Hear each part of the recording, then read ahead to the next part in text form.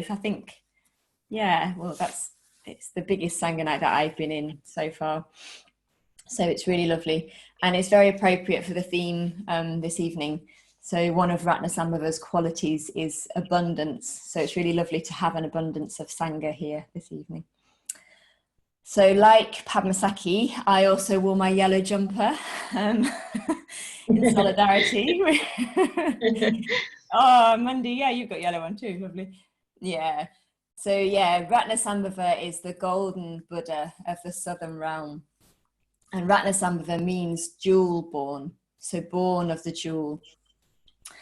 So he's golden. His time of day is midday. So you can imagine that beautiful sort of warm, bright sunlight right high in the sky at midday. He embodies abundance, warmth, riches, and he's a fully enlightened Buddha. So we heard that beautiful reading earlier, and I think, that really did evoke a really great sense of Ratnasambhava. And in a way, I'm just going to follow on from that, because I think that sort of said it all. It captured all of those qualities, and I won't be able to explore them all in all their fullness, but I will sort of touch on a few of them. So Ratnasambhava, his right hand is in this gesture of supreme giving, this mudra of generosity. And that is a real sense of open-handed generosity. So he's holding nothing back. He's giving everything. And in my experience, what giving, what generosity can do is take you beyond yourself and give you a much broader sense of an awareness of other people through this quality, this practice of giving.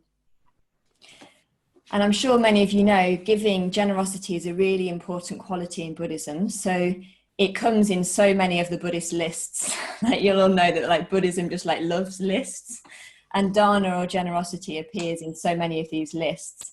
And I think that just explains what an important quality it is. And again, I think that's because what it can also do is break down these perceived barriers that we have between self and other. And I'll say a bit more about that later. So Sangha draws out in the Buddhist literature these 6 things that we can give. So he says we can give material gifts, we can give things that we own to other people. He says that we can give our time, our energy, and our thought. So rather than to material things, in a way, just being with someone, just sort of sharing of ourselves, of our energy, our time is really precious. I'm sure we've all had times where we've been on the receiving end of that. We can also give knowledge in the sense of education and culture. So Aryavachan spoke about me working at the Karana Trust, and some of the people that we supported when I worked in the Karana Trust and who Karana still support now are people right at the bottom of the caste system. And it's really known that if you give someone an education, then they can really sort of flourish in their lives and make so much, sort of fulfill their potential. So to be able to give knowledge in the sense of education and culture is a really valuable, precious gift. We can also give fearlessness. I really like this one. Like if we ourselves are fearless, or it doesn't even mean without fear, but just like okay to be with fear. That's what I think of as fearlessness, like being okay to be with fear. If we can do that, then that can really sort of help others to also embody that quality of fearlessness. So that's something else we can give. Then it gets a bit stronger in terms of the Buddhist literature. And it goes on to like, we can even give life and limb.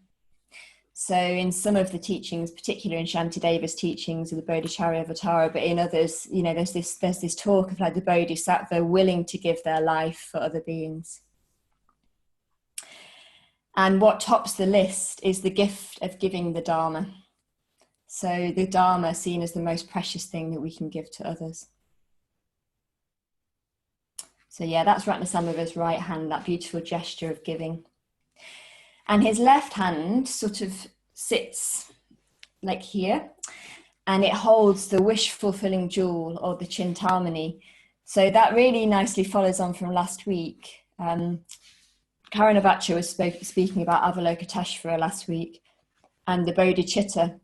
So the Bodhichitta, that sense of enlightenment for the benefit of all beings, that sort of arising of the wish of that, is what Avalokiteshvara holds at his heart, and that it's the same jewel that Ratnasambhava holds as well, the wish-fulfilling jewel. So Shantideva likens the Bodhichitta to like as if a blind man were finding a precious jewel in a dung heap. So it is with finding the Bodhichitta. So he's sort of saying, you know, we've been looking in the wrong places in our life for happiness. And then suddenly we come across the Bodhichitta, this sort of beautiful, precious jewel in the dung heap. And also once found, when we found that jewel, or when we sort of touch the sense of the Bodhichitta, we'll want to share it, we'll want to give it. And that's what Ratnasambhava does. He's discovered the Bodhichitta and he wants to give it for the benefit of all beings. So there's this deep, pure wish for the benefit of all beings. So I'm just going to share some images with you.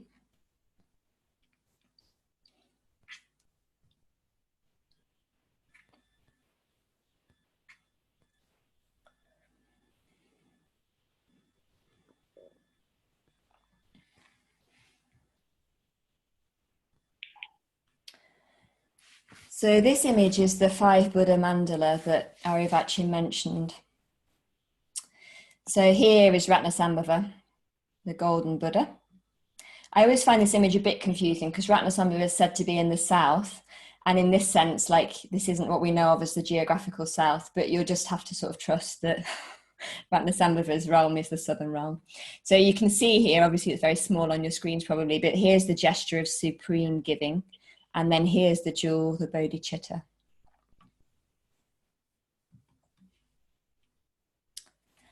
So here's another image. I really love this one. So the jewel's like really, really tiny, or perhaps not even there, but just an open hand in this image. But again, this gesture of supreme giving and this sort of, I love the beautiful golden color in this image. I think it's very lovely. And also the sort of gentleness of the face.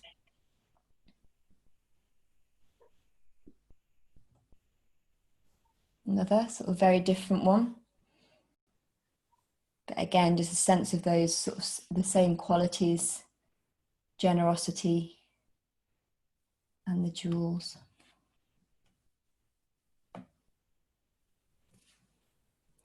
I like the abundance of this one. So you can see like here's the main sort of Ratnasambhava image, but he's surrounded by a number of other Ratnasambhavas. And that's really, really sort of gives a sense of the abundance of the figure. And then a couple by Arloka, which are the images that we're perhaps a little bit more used to. So this one obviously gives a much stronger sense of the jewel and the beauty of that jewel. And you can see there's horses here. So the wild horses are the animal that are associated with Ratnasambhava.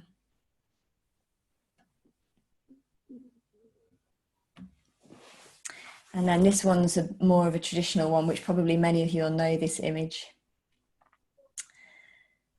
So this one I love because of those flowers. Like, again, there's something about the abundance and the beauty and just the sort of fullness of that image, the richness, the fullness of that image.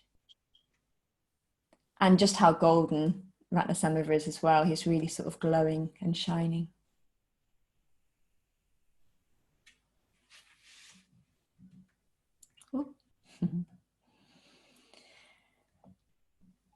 Yeah, so they're just a few images to give you a bit of a sense.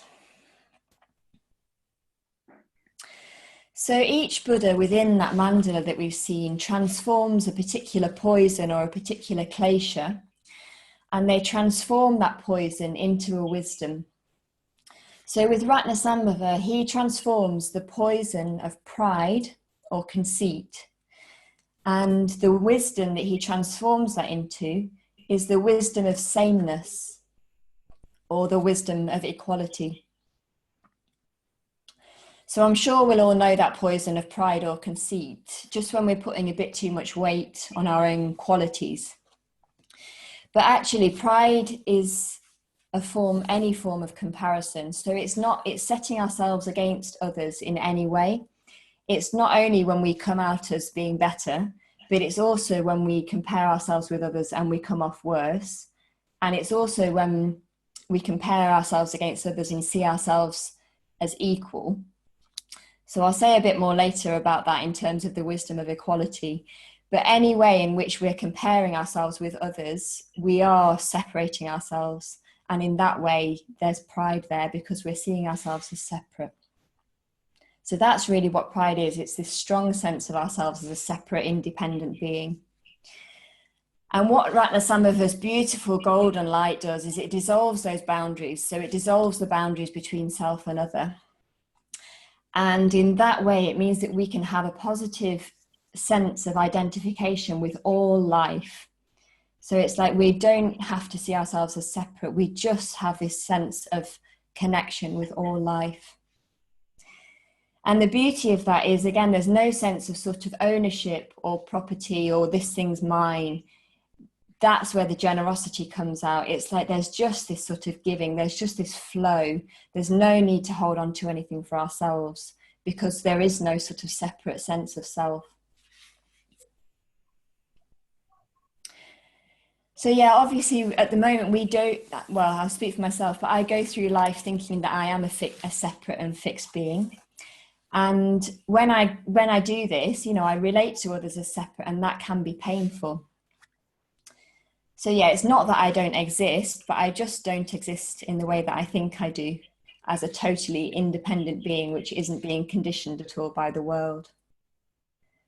So some of you might know the poet David Whyte, and he says, he's got this lovely line, he says, "We shape ourselves to fit this world, and by the world are shaped again." So we shape ourselves to fit this world, and by the world are shaped again. So we're totally dependent on conditions, but we're also changed and shaped by them.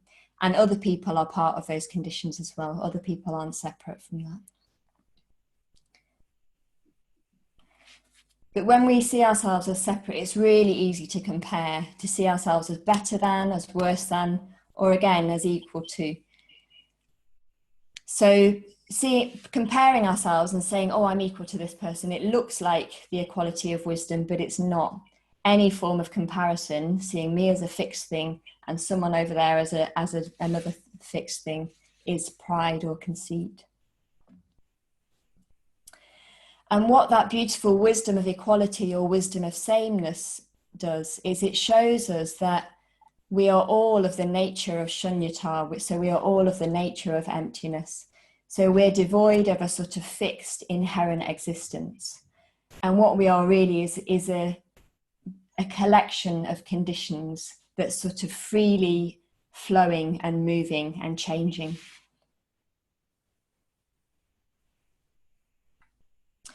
And I think one of the reasons that I've always connected with Ratnasambhava is, I think I've actually sort of touched on this, but I think he said about fairness, there's something about equality that I have a fairness, but since being a young girl, I've always had this really strong sense of sort of, I suppose, justice really, or just a sense of like common humanity. So I did a degree in international development, and I've always been sort of quite drawn to the developing world because I just had a sense of how unfair it is that some people are born into poverty. I just could never quite understand that. So I think that's one of the reasons that I connect with Ratnasambhava. He doesn't discriminate in any way. He sees all beings as the same. So Ratnasambhava's female consort is Mamaki. So I'm going to show you an image of her in a minute. But Mamaki, like, I quite like, her name means mine maker. So mine, like as in yours and mine, mine maker. So she makes everything in the universe hers.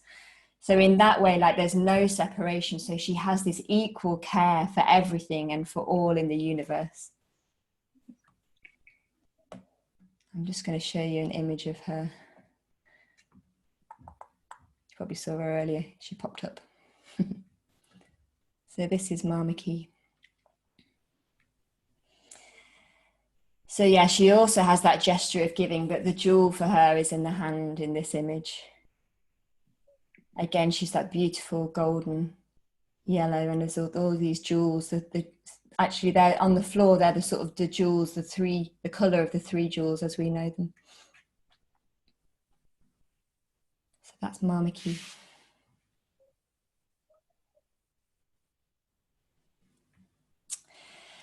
So I was reflecting on this quote, on this talk earlier in the week, and I saw this beautiful quote by the Dalai Lama.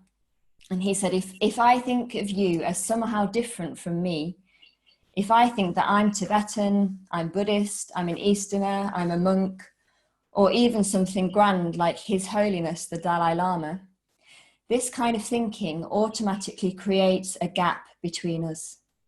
It results in a sense of unease.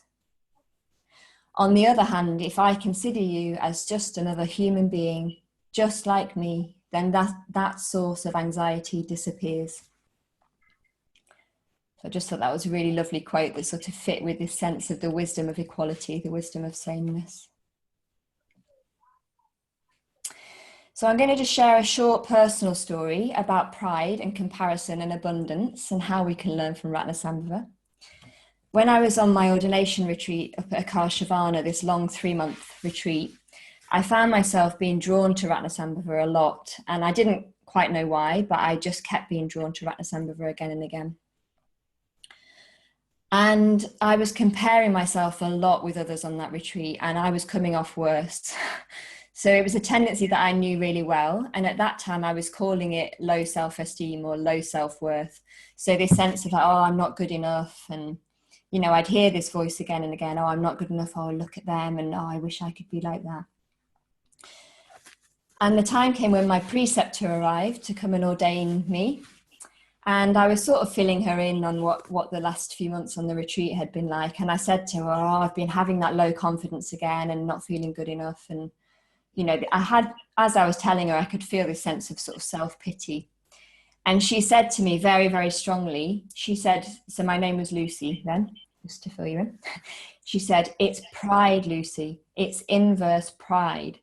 And I was like shocked. I was like, what does she mean it's pride?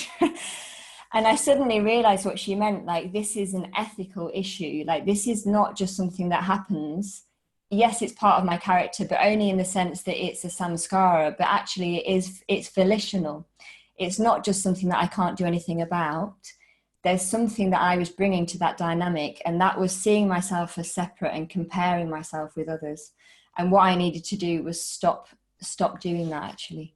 So it was just a really sort of strong kind of like, I think because ethics are really important to me and skillfulness is important, to suddenly realize, oh, this wasn't just something that happened to me. Actually, pride in this sense as a poison was like something that I was doing, and I needed to work out how to not do that. And part of that was me seeing that I had this inner lack. So I had this sense of not being enough. So I'm sure we can all identify with that sense of lack in a way, you know, going through our lives, not having enough money, not having a big enough house, not feeling loved enough by our friends, by our family. And, you know, even in the spiritual life, we can transfer this over. It's like we want the next best meditation. We want a more powerful teaching, or we just feel this sense of lack. We just feel that we're not quite enough. And all of this is coming from like a poverty mentality, from an inner lack. It's a lack of inner wealth, or it's a lack of sort of spiritual abundance. And Ratnasambhava has this quality of abundance in bounds. So the images that are connected with him are like harvests, flowers, riches. There's this real sense of like, there's plenty for everyone. There's plenty here for everyone. Energy, like boundless energy. And his inner abundance comes from a deep, deep spiritual practice. It comes from a sense of contentment overflowing into this welling up of energy, which he can do nothing with except give. So he just gives and gives and gives. So I think we can really just dwell on and sit with this image of Ratnasambhava. In his book on the Buddhas, Vasantra says that he thinks that Ratnasambhava hasn't quite had his day yet. So there's never been a very big gathering of followers for Ratnasambhava, like with some of the other Buddhas. But Vasantra thinks actually, perhaps in Western Buddhism, Ratnasambhava could have his day. So, you know, we're so like materialistic, aren't we? We're always being told we don't have enough. And it's like, that's true, but it's not in an outer way. It's like we need more riches in an inner way, in an inner sense. We need more inner abundance, more beauty, more energy.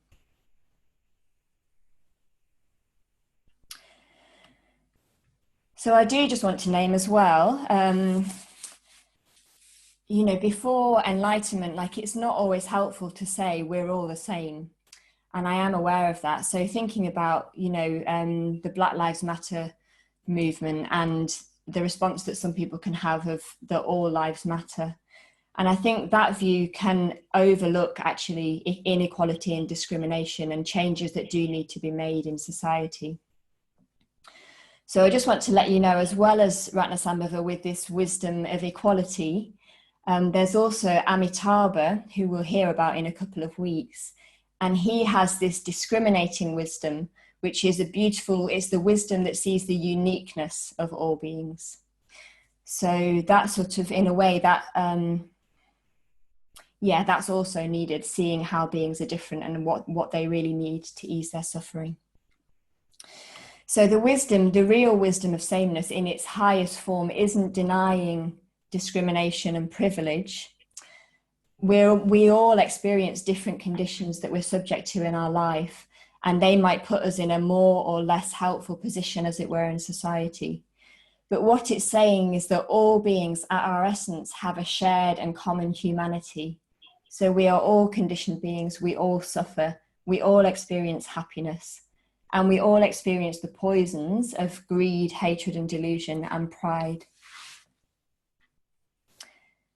So we all think we're separate, but in reality we're not. And it's this sort of dual thinking that causes us that suffering. But yeah, I just wanted to name really that before enlightenment, to ease suffering, we might actually have to do more to ensure that there is more equality in the human sense in the world. So I'm aware of the time, sort of coming to the end. So just back to Ratnasambhava, and just to end with a few other associations as well as those ones that I've touched on. So I've already mentioned this, but Ratnasambhava is associated with beauty. So he refines and transforms our emotions. So when I was saying, you know, we can be quite materialistic. And what we're trying to do really is to go from these more crude needs and wants to Buddhahood. And that's quite a journey. It's like to go from just like wanting to have more things to being a Buddha is quite a journey. And what can help us on that journey is contemplating beauty. So beauty can really refine us along the way. So nature, music, the arts, and in a way also the beauty of valuing things and people for who and what they are. So valuing everything in its essence. So the realm that Ratnasambhava lives in is the human realm. And again, this is associated with art, with beauty, with creativity, but also with empathy, with common humanity. And that sense, that lovely practice of like rejoicing in merits. And I love this, like a sense of like cooperation and relation. So it's a very sort of, in a way, the human realm is a very sort of down to earth realm, but there's a real possibility for beauty and joy and creativity in that realm. Ratnasambhava's element is the earth element. So the earth is like a great leveler. We're all made of the same earth, but also the earth is really rich and fertile, and it's the earth that can lead to this sense of abundance and harvest.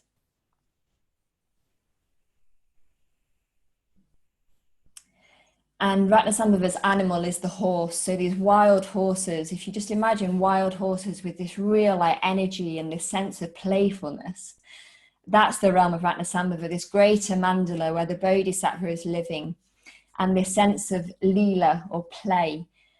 So Ratnasambhava, when he's giving and when he's in that realm, like all of this is done in the spirit of play. None of it feels like work for him. It's all just sort of play, beauty, joy. His abundance is so overflowing that it's just like, yeah, it's just this sort of energy of playfulness and beauty.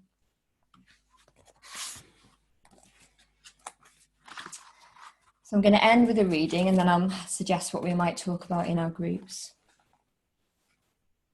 So this is from Vasantra's book. He says, this pure land, where Ratnasambhava's wisdom reigns supreme, has all the characteristics of the golden age described in myth and poetry. Its inhabitants are prosperous, for they can draw endlessly on Ratnasambhava's spiritual riches. They are an equal society, for all divisive distinctions have melted away in his golden light. They are innocent of selfishness and the craving and hatred which it breeds. They are playful, with the constant spontaneity of the Bodhisattva. They are creative, both artistically and spiritually, as they fashion their surroundings and their minds into ever more pleasing forms. To enter that pure land, the glorious, you just have to look into Akshobhya's impassive mirror. As you carefully watch the procession of life forms reflected in it, including yourself, you will come to understand that in their depths, they are all the same. Then you will no longer fear letting go of your boundary in case what you have should disappear. You will not hold back from giving, lest you are left with nothing.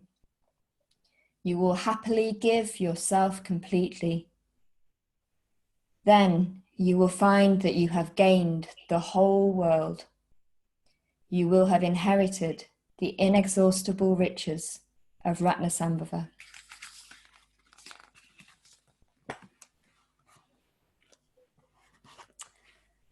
So I hope that's given you a flavour of the beautiful golden Buddha of Ratnasambhava. So actually, I'm just going to share with you a link for a talk that I watched again this week. It's one of my favourite TED Talks. Let me just make sure I'm sending it to you all. So that David Whyte quote, the poem that I quoted from, in a way, like this video that I'm sending, it doesn't necessarily have anything to do with Ratnasambhava, but it does really have something to do with that sense of that we're not fixed and separate, and that we're sort of, we're constantly in a conversation with reality, with the world around us.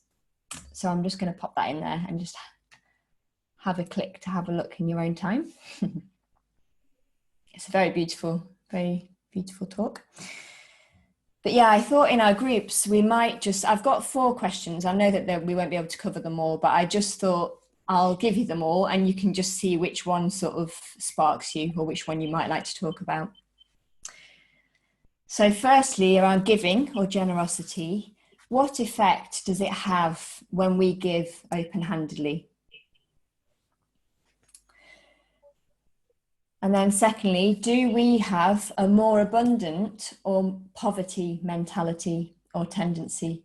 So do we tend more towards poverty or do we tend more towards abundance? That might be in an outward way, but it's probably also in an inner way in our lives. Do we have enough sense of beauty in our Dharma lives?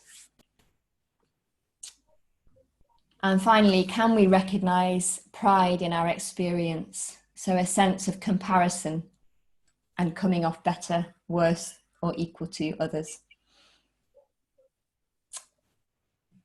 Great, so I think Jyotida's going to pop us into groups.